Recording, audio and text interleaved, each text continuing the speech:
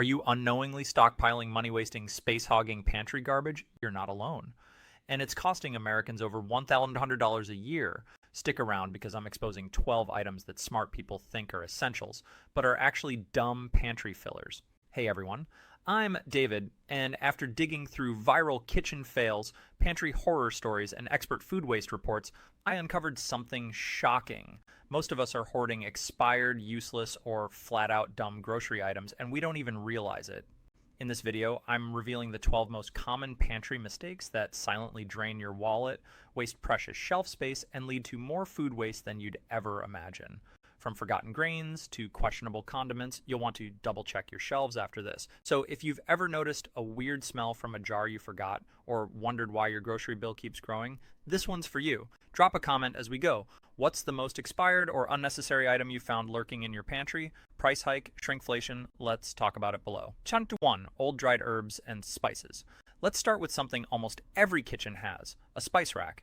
And let's be honest. When was the last time you checked the date on that dusty jar of oregano? If your basil bottle still has the old school label from 2012, it's time to face the truth. You're not seasoning your food, you're sprinkling flavored sawdust. Most people don't realize dried herbs and spices lose their flavor long before they expire. Sure, they won't make you sick, but they're basically useless. If you've ever dumped paprika on your chicken and wondered why it still tasted like plain meat, well, now you know. And here's the kicker, those tiny jars aren't cheap. Some people spend $3 to $7 per jar thinking they'll last forever, but after 6 months to a year, the flavor starts to fade. After 2 years, you're just adding color. That's grocery waste in disguise. We all do it. You buy a jar for that one recipe, like turmeric for golden milk you never made again. It sits there, gets pushed behind newer spices, and you forget it even exists until you knock it over one day and think, wait, do I still use this? Don't even get me started on those plastic rotating spice towers. They look fancy, but most come pre-filled with spices that are already months old when you buy them. Then they just sit on your counter, spinning like a lazy carousel of disappointment. Here's a quick trick. Open the lid and take a whiff. Can't smell much? That means there's not much flavor left either.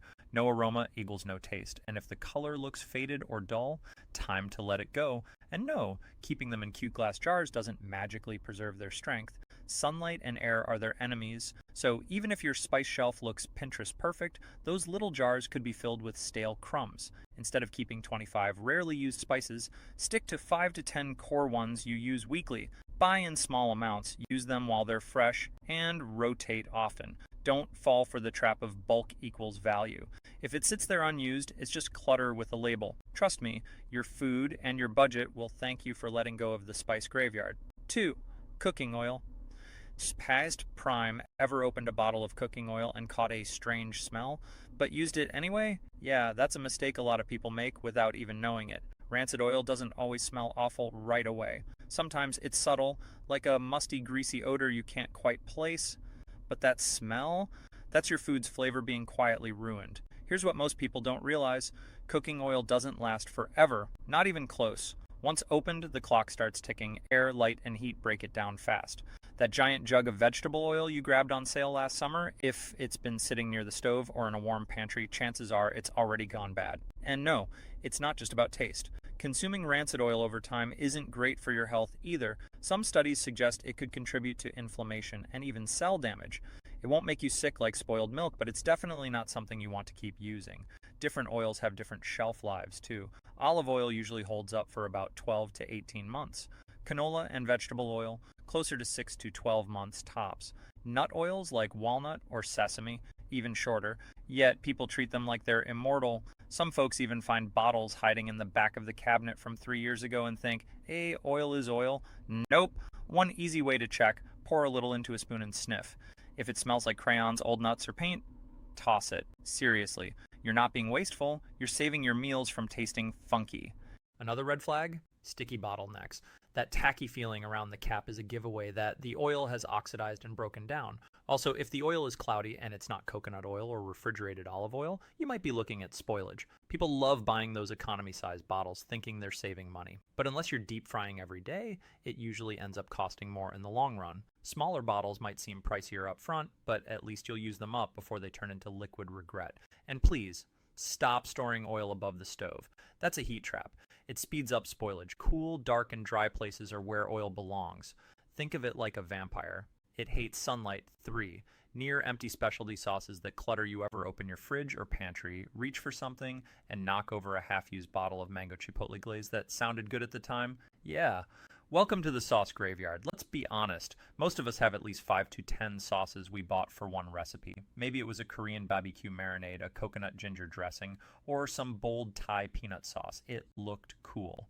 The label promised flavor explosions. You used it once, maybe twice. Then it sat, and now it's basically an emotional support condiment. The problem isn't just that they take up space, it's that they're cluttering up your kitchen and your decision making. Every time you cook, you end up digging through expired chili garlic blends and crusty old aioli bottles just to find the ketchup. It's exhausting. Even worse, these sauces almost never get fully used. Most specialty sauces aren't everyday staples. They don't go on your eggs, your sandwiches, or your rice. They're tied to a specific taste or cuisine, which means they don't match with most of your weekly meals. And the truth is, if a sauce has been sitting half empty for 6 months, it's probably not safe to use anyway. Check the labels. Many of them say refrigerate after opening and use within 30 days. That teriyaki pineapple fusion thing you opened back in February, that's not flavor anymore, that's fermentation. And yes, I know it feels wasteful to toss something you paid $6.99 for at Trader Joe's, but keeping it doesn't make it less wasted, it just delays the guilt. And in the meantime, it takes up room and leaks sticky goo all over your shelves. You know what I'm talking about? That sugary ring that somehow attracts every crumb in a 2-foot radius. Here's a fun idea. Once a month, do a sauce audit. Pull them all out. If it's less than a quarter full, if you haven't touched it in 3 months, or if it has an expiration date that's rubbed off from age, it's gone. Don't overthink it. Just go full Marie Kondo on your condiments. And let's be real, if that weird wasabi mustard hybrid didn't spark joy after the 3rd attempt, it's never going to. 4. Redundant canned goods you never use.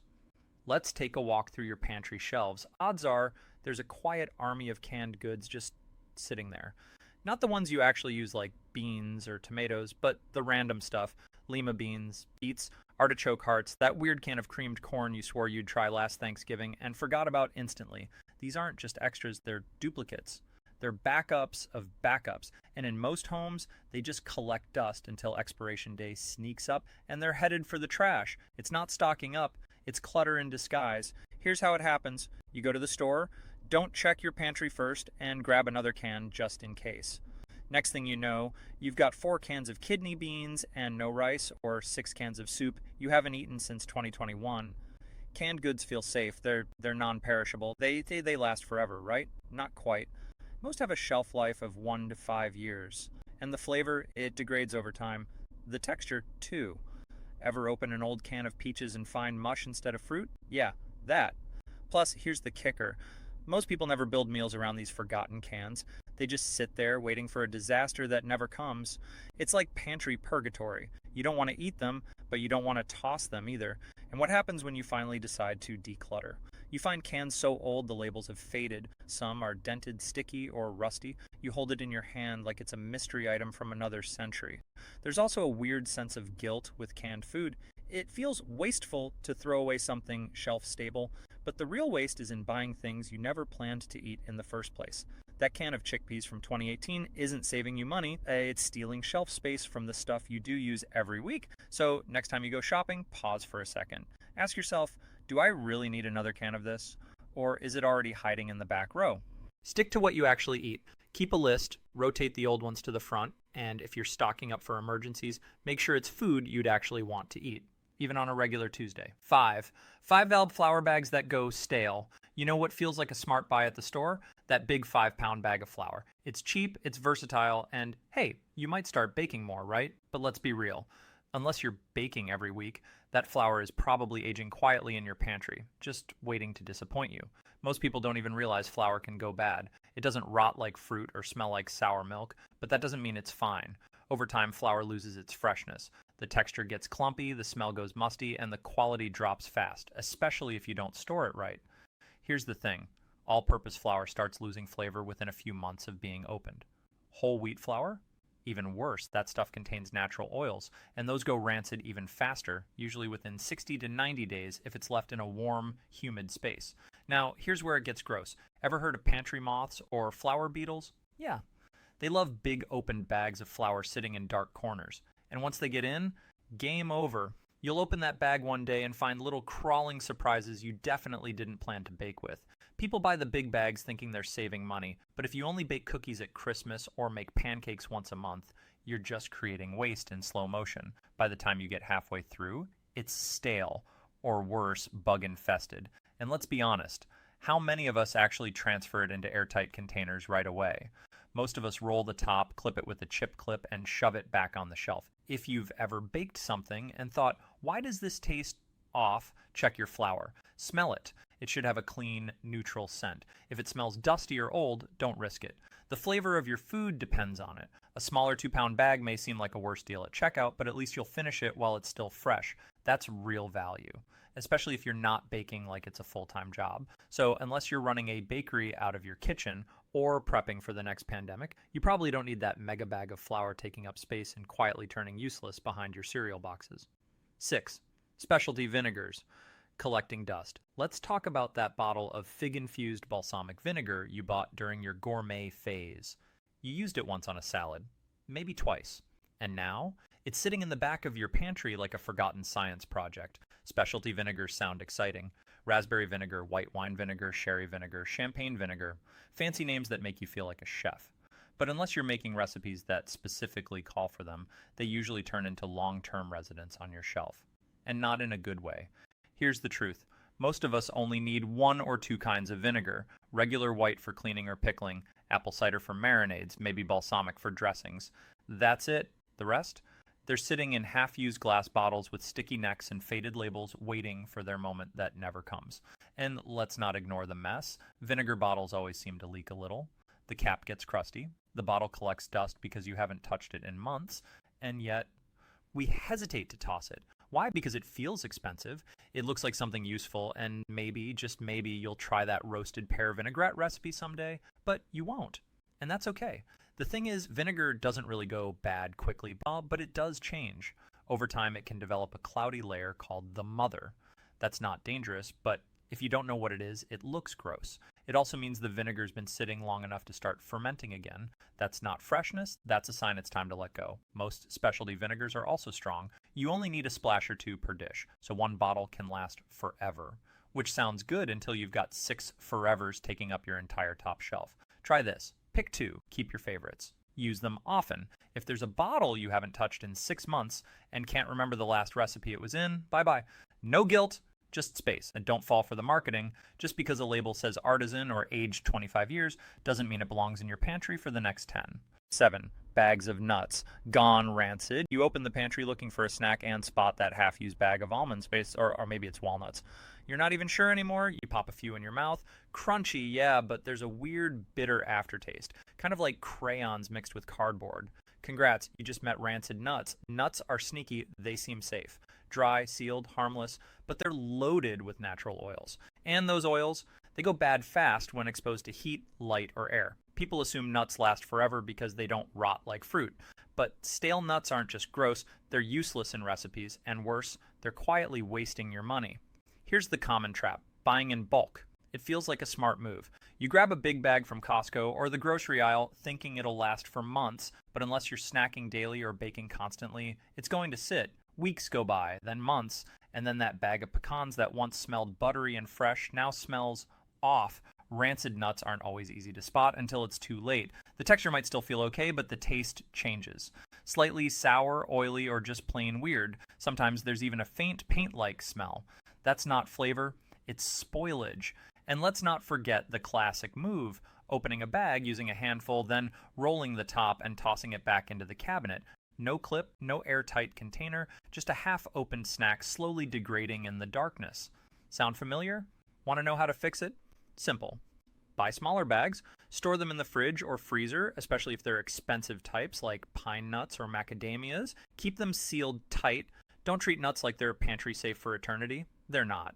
And if you've got a mix of nut dust at the bottom of multiple bags, toss it. You're not going to use it. It's not going in granola. It's not topping your salad. It's just sitting there pretending to be food.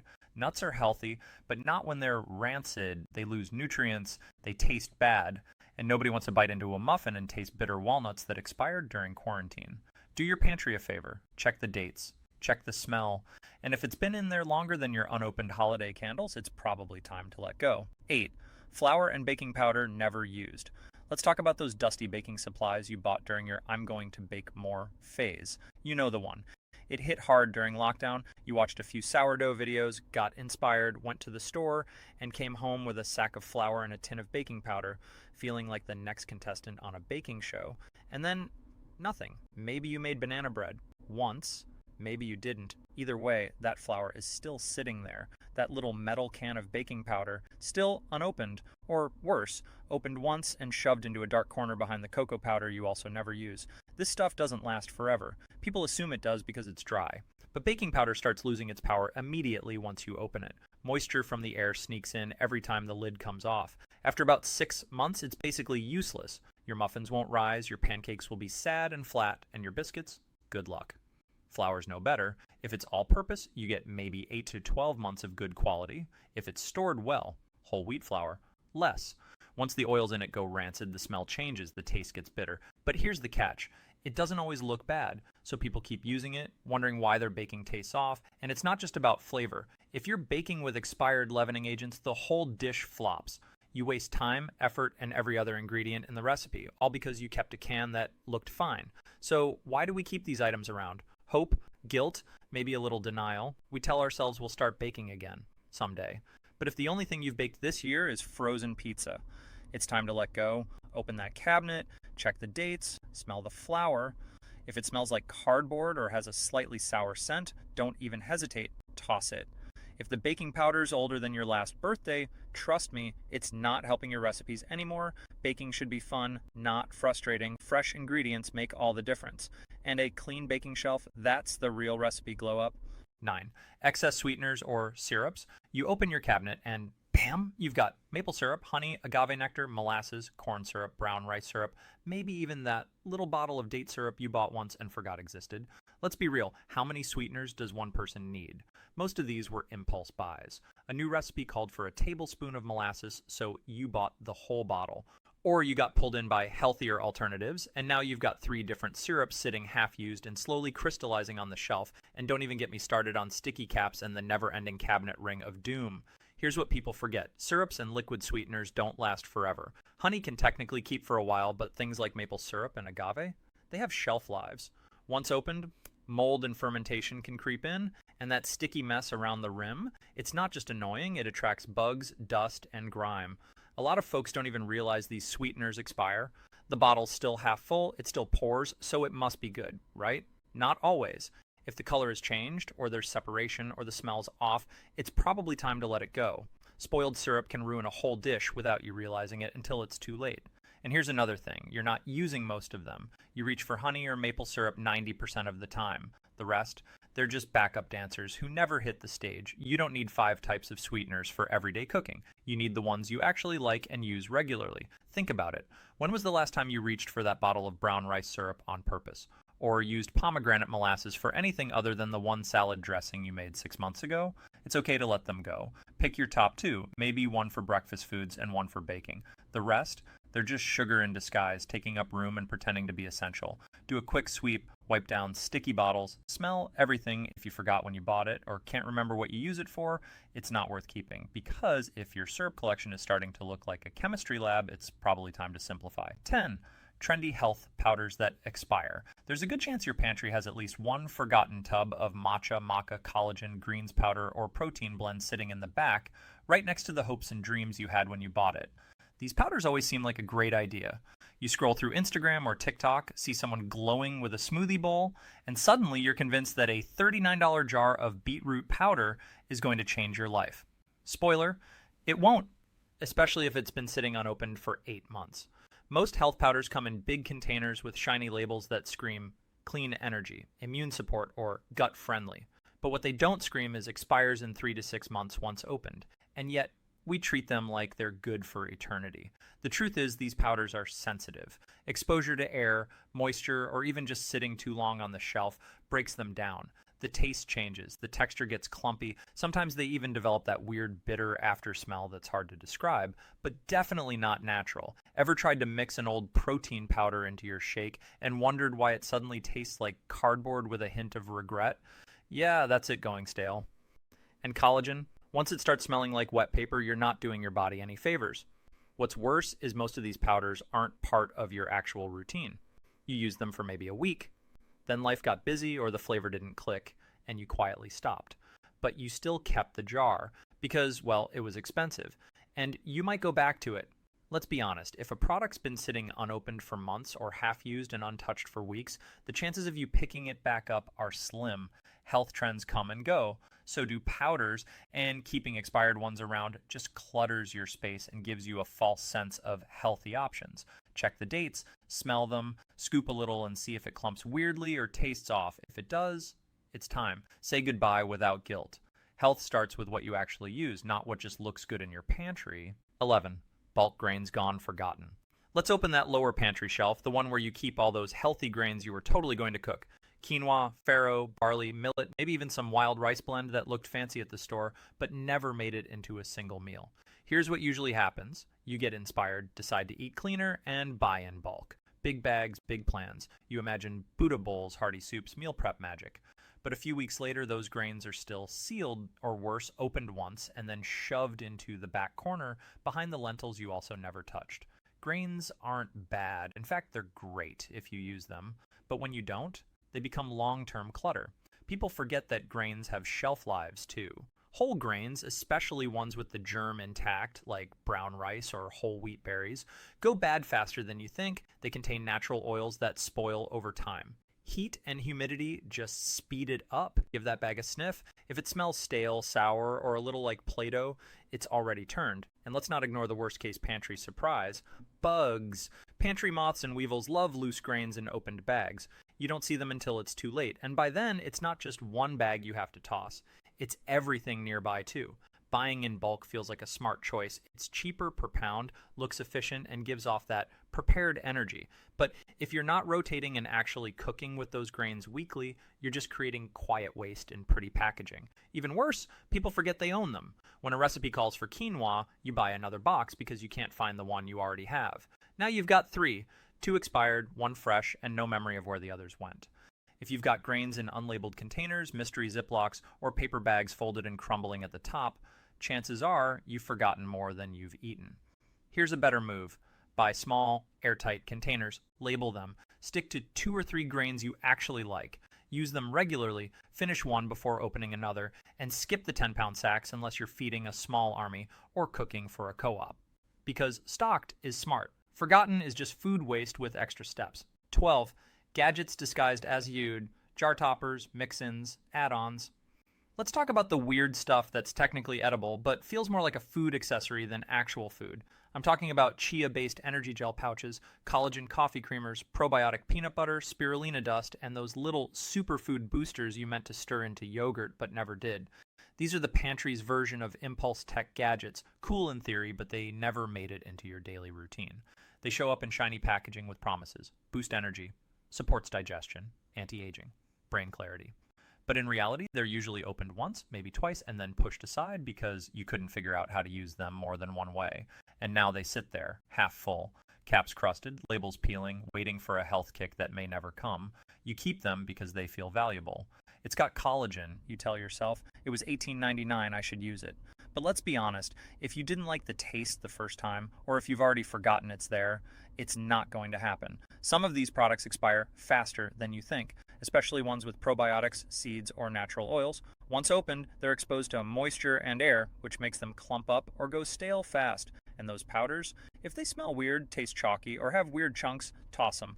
Nobody needs clumpy, matcha-laced bone broth powder ruining their smoothie. Others aren't even bad yet, but they just take up space. You have 6 jars of half-used peanut butter, all with added this or fortified that. None of them beat the regular one you always go back to, but you can't let them go. Why? Because health marketing is powerful. Here's the move. Be brutal. If it hasn't been used in 60 days and you wouldn't recommend it to a friend, let it go. It's not fuel, it's not a hack, it's just clutter in disguise. Clean shelf, clear mind. Skip the add-on everything trend. Stick to real food you love and actually use. All right, be honest.